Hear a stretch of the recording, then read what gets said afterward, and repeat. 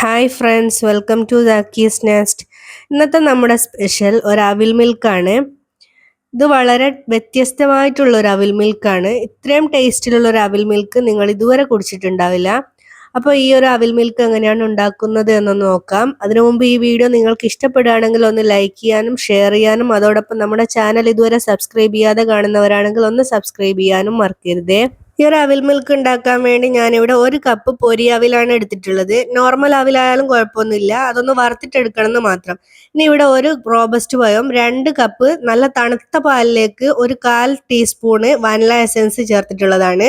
ഇനി 1 table spoon കസ്കസ് കുതിർത്തതും, 1 ആപ്പിളിന്റെ പകുതി കട്ട് ചെയ്തതും, 1/4 കപ്പ് പൈനാപ്പിൾ കട്ട് ചെയ്ത് പഞ്ചസാരയിലൊന്ന് വേവിച്ചെടുത്തതാണിത്. ഇനി 2 ടേബിൾ സ്പൂണ് കിസ്മിസും ഒരൽപ്പം കാഷ്യൂവും ബദാമും കൂടി എടുത്തിട്ടുണ്ട്. ഇനി വറുത്ത കപ്പലണ്ടിയാണിത്. ഇത് ഏകദേശം 1/4 കപ്പോളം ഉണ്ടാവും. ഇനി അതേപോലെ തന്നെ 2 കളറുള്ള ട്യൂട്ടി ഫ്രൂട്ടിയും കൂടി ഞാനിവിടെ എടുത്തിട്ടുണ്ട്. ഇനി ആദ്യം തന്നെ റോബസ്റ്റ് പഴം പീസുകളാക്കി ഒരു പാത്രത്തിലേക്ക് ഇട്ട് കൊടുത്തിട്ടുണ്ട്.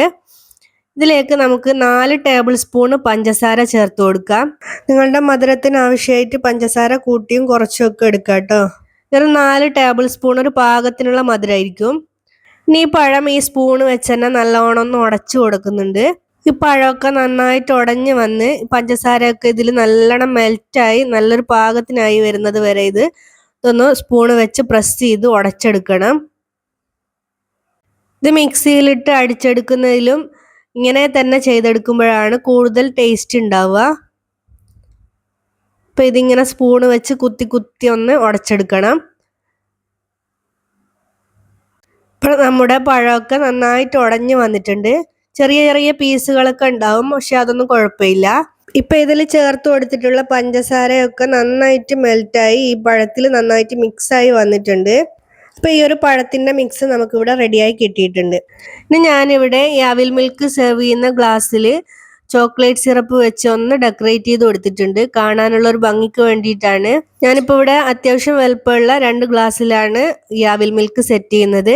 ഇനിയിപ്പോൾ ഇതിലേക്ക് ആദ്യം തന്നെ 1 ടീസ്പൂണ് സ്ട്രോബെറി സിറപ്പ് ഒഴിച്ചു കൊടുക്കാം. റോസ് സിറപ്പ് ആയാലും കുഴപ്പമൊന്നുമില്ല. ഇനി ഇതിൻ്റെ മുകളിലായിട്ട് 1 ടേബിൾ സ്പൂണ് കസ്കസ് ചേർത്ത് കൊടുക്കാം.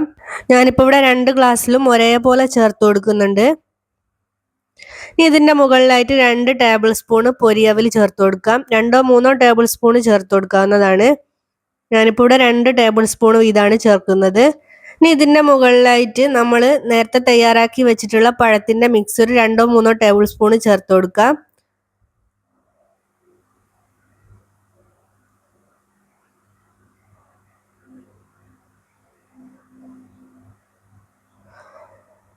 ഇനി ഇതിലേക്ക് നമ്മൾ കട്ട് ചെയ്ത് വെച്ചിട്ടുള്ള ആപ്പിൾ 1 ടേബിൾ സ്പൂൺ വീതം ചേർത്ത് കൊടുക്കുന്നുണ്ട്.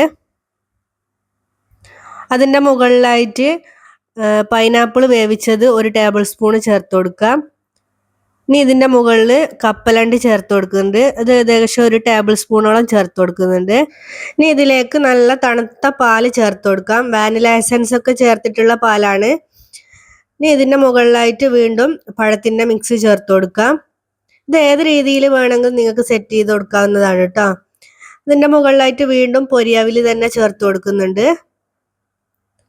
ഇനി ഇതിൻ്റെ മുകളിലായിട്ട് ഒരൽപ്പം കിസ്മിസും കാഷ്യൂവും ബദാമും ട്യൂട്ടി ഫ്രൂട്ടിയൊക്കെ ചേർത്ത് കൊടുക്കുന്നുണ്ട്.